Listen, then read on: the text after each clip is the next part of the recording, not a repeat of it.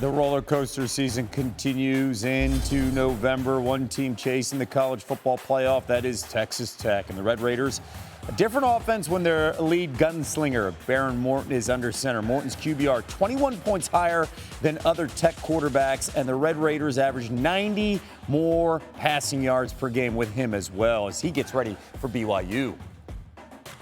Texas Tech quarterback Behren Morton joins us ahead of Saturday's top 10 showdown against BYU. Behren, after missing a couple of games, you returned this past Saturday against Kansas State. How did it feel to get on the field and to get a win? Man, it was awesome. Being on the road, playing in the Big 12 is not easy. So to get a road win and coming back here with game day, the atmosphere this weekend is going to be awesome. You're undefeated in your 7 starts this season here. The offense is top 5 in the nation in yardage as well as scoring. What is it about this offense that makes you guys go?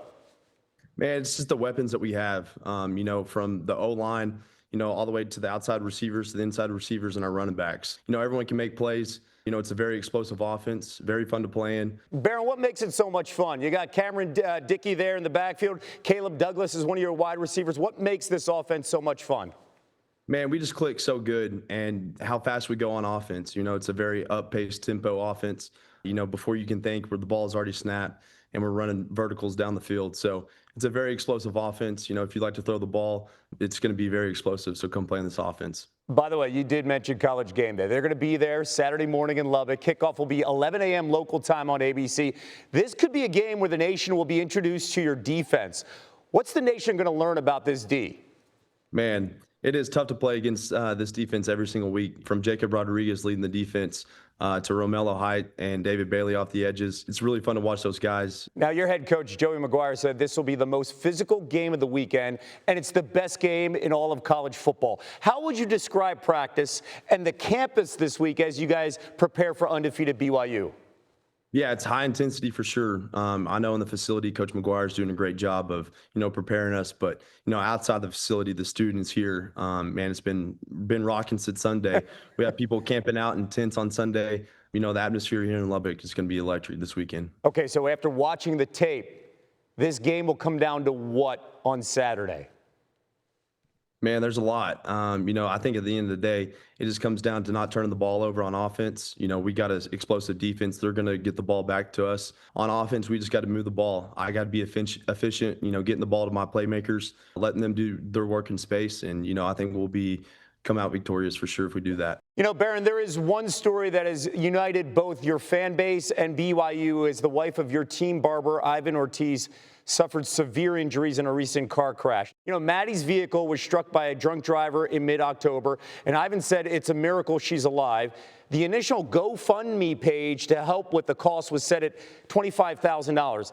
It's now more than triple the amount, with donations coming from everywhere, including Utah. What does Ivan and his family mean to the team in Lubbock?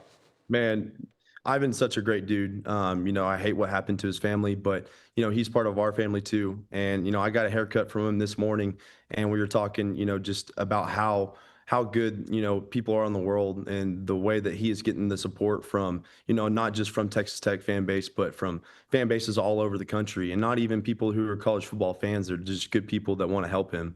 So it's, it's really cool to see all the, people coming out and reaching out to Ivan and to this program. I can't say enough and can't say thanks enough for what people have done for Ivan. And wasn't today his first day back after being away for 3 weeks with his family, right? Yes, sir, it was. What was that like for him, do you think? Man, it was awesome. I was one of the first cuts this morning, and while I was getting cut, we couldn't get through the cut because all the guys were coming up to him, just, hugging him, just saying, hey, man, we're praying for you, man. We're good to have you back. Yesterday he came to practice. It was him and his little boy at practice watching practice. And, he's a Red Raider through and through. And, it's really cool to see, the surrounding community, just putting a hand over him and helping him. It's a great story, of course, going through some tragedy, and our thoughts are with the Ortiz family, especially Maddie and what she's going through. Behren, we appreciate you joining us. Good luck on Saturday, and of course, stay healthy.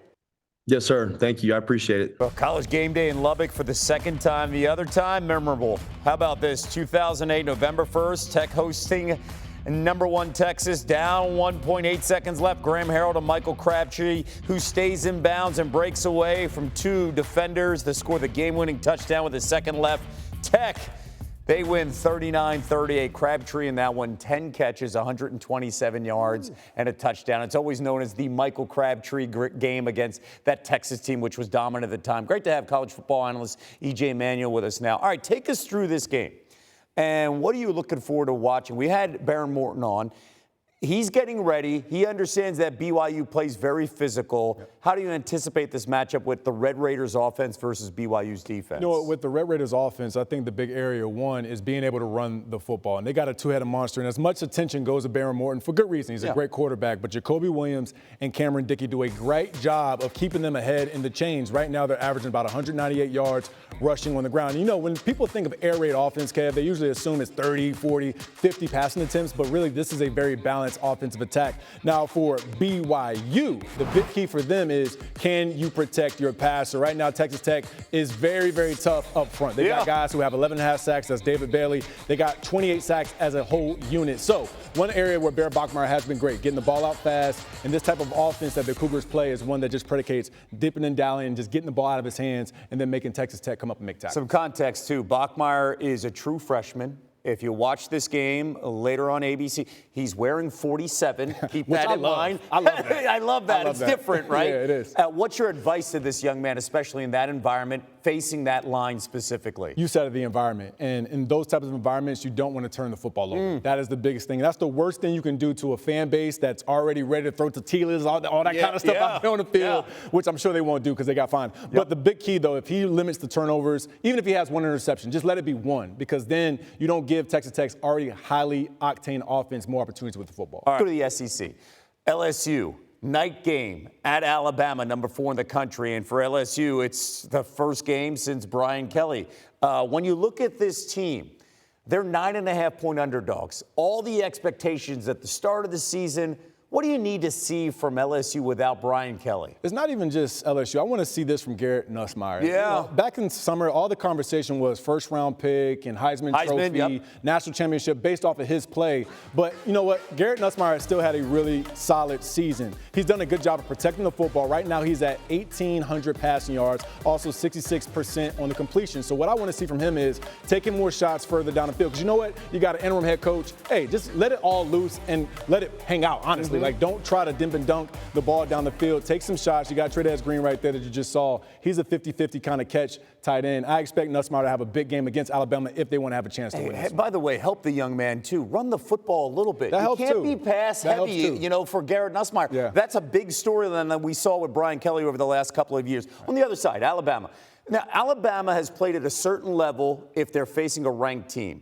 If they're not facing a ranked team, suddenly the game is really tight, especially in the second half. What advice do you give Kalen DeBoer, especially with this Bama team, number 4 in the country, and everybody's saying, oh, they're the best one-loss team in the nation? In a game like this, though, when it's LSU, Alabama, the numbers don't matter. They're throwing all that stuff. They could all be winless at this point. This is going to be a tough matchup. But for Kalen DeBoer specifically is they got to start fast. You're at home. Use that fan base to your advantage. But also Ty Simpson, how well has he played this season? And I still believe Ty needs to be the best quarterback on that field for Alabama to have success. But ultimately, it's about creating turnovers. And one area that LSU is really good is defense. So Ty has to continue to do a good job of protecting the football and give Jeremy Bernard a lot more opportunities to. He's been fantastic, right? Especially when this team can't run the football. 16 straight home wins here, the longest active streak in the FBS for Alabama. And they're 11-0 at home in 2 seasons under Kalen DeBoer. EJ, thank you so much. You got it, brother. Well-deserved spotlight will be in Lubbock tomorrow. That's where College Game Day will start the show from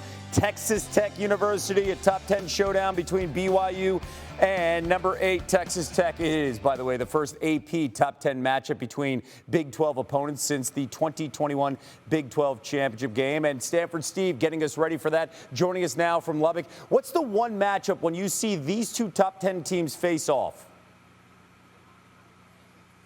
Yeah, I just want to say it's great to be back in Lubbock, Kevin. Being here in 2008, it looks like a totally different place, but the people are still great here, and it's great to be back. As far as the matchup to watch, BYU ranked 15th in the country at 216 rush yards per game against the #1 ranked rush defense in the country in these Red Raiders. The additions on the defensive line of Bailey and Height, Rodriguez with 7 punch-outs, forcing turnovers for that Red Raider defense. That's what it has to be. BYU has to try and take this crowd out, which is going to be electric. They're going to have to do it running the football against the #1 ranked rush defense in the country. Jacob Rodriguez, a beast there behind that defensive front. Like you mentioned, Red Raiders 10.5-point favorites here. You want this, you got that. No way, watch them walk right past you.